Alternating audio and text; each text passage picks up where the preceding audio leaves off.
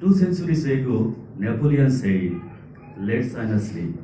While she will shake the world. Really, now China wake up and shaking the world. Honorable Chief Guest, Mr. Jason,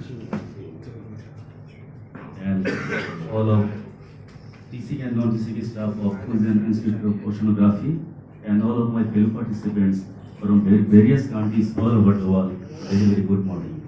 This is Salman Hassan Biplov, Senior Opposable Fisheries Officer, Department of Fisheries, under Ministry of Fisheries and Livestock, People's Republic of China. Ladies and gentlemen, it's my pleasure as well as honor to express my gratitude and experience in this nice occasion. First of all, I would like to pay my humble tribute to the sponsor organization, the Ministry of Commerce, People's Republic of China, under the State Council of China, and the supervising authority, the Fujian Institute of Oceanography, FGIO, to arrange such a nice program.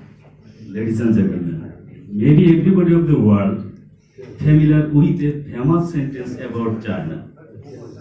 That is, we should strive for knowledge even as far as China. Yes, for this reason, it was my dream from my childhood if I had been in China.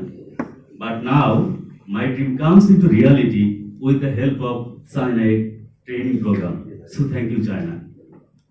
Ladies and gentlemen, you may know China is one of the biggest countries of the world.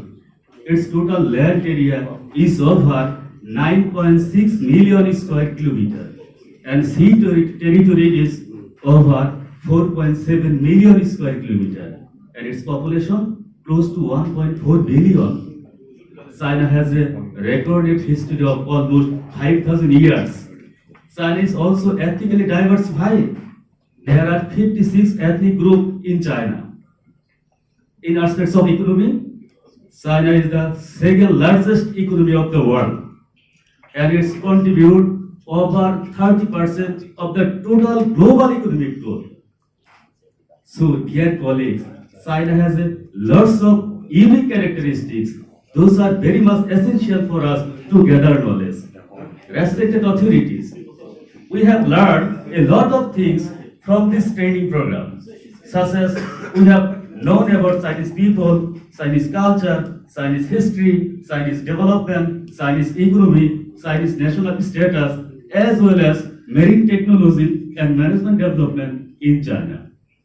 According to participating in various multi-method activities, such as topic lectures, forum exchange, visits, investigation, site practice, and so on.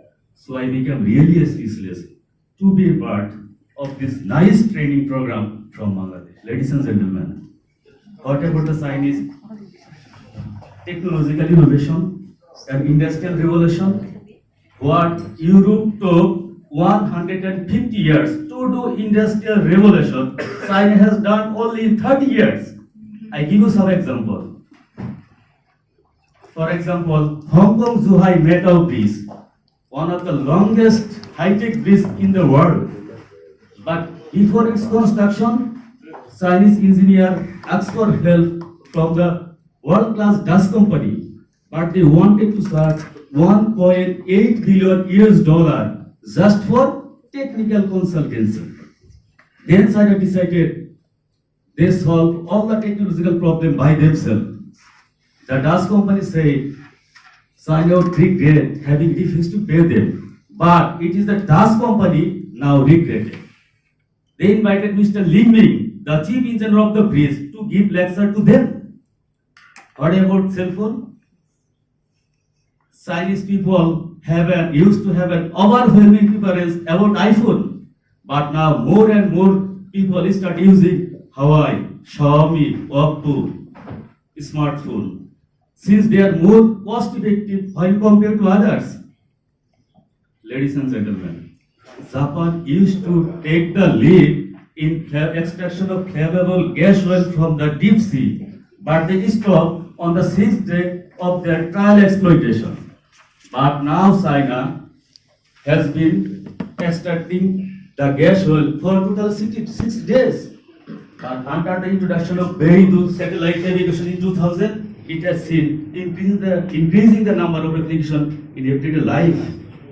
So dear colleagues, day by day, China is becoming more major economic power and shoulder more international responsibility to promote international peace and development of the world.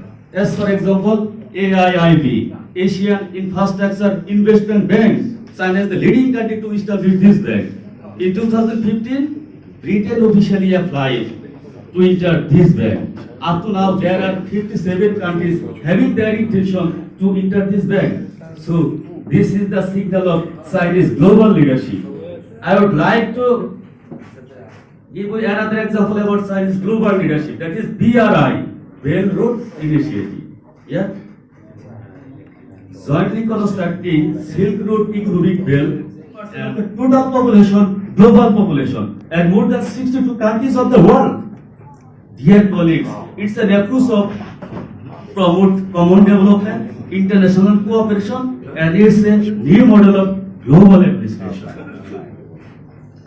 So, dear colleagues, I think China Gate training program is an outstanding platform to promote international health and development and relationship among the countries of the world. Last but not least, I hope that China certainly be the next global leader. So my request, earnest request to the Chinese authorities, you have to continue these types of training program to exchange views and knowledge among the countries of the world. Then the world would be better, world would be safer, world would be richer, world would be friendlier, and China would be leader. And hold the steering wheel for the rest of the world. So my dear colleagues, from all over the world, thanks once again China with a big hand. Thank you, thank you, thank you.